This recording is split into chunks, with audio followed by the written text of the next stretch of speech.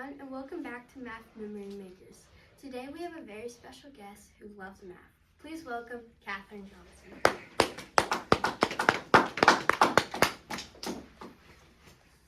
Wow, this place has changed a lot in 5 years from when I was here last time. Yeah, our boss thought it would be a good idea to change the place, but now it's just harder for me to find my way around. Aside from that, do you mind telling us a little about yourself? Thanks for having me, Bristol. I was born in 1918 in West Virginia, and like you said, I love math. When did your love for math start? I've loved math since I was a little girl.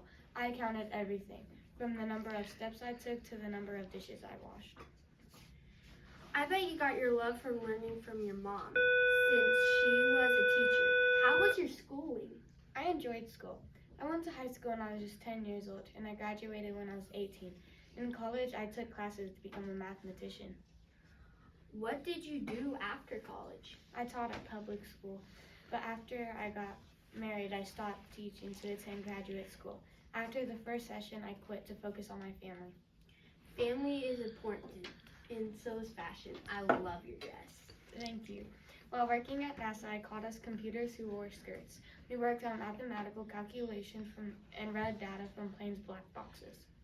Wow, NASA. Did you do anything else with NASA?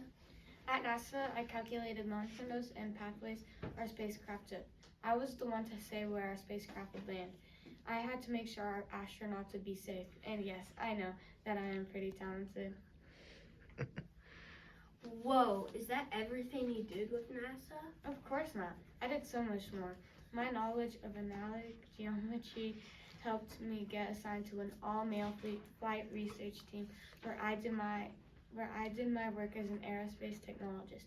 Using geometry, I calculated launch windows, trajectories, and paths for spacecraft to orbit Earth and land on the moon for astronauts like Alan Shepard and John Glenn.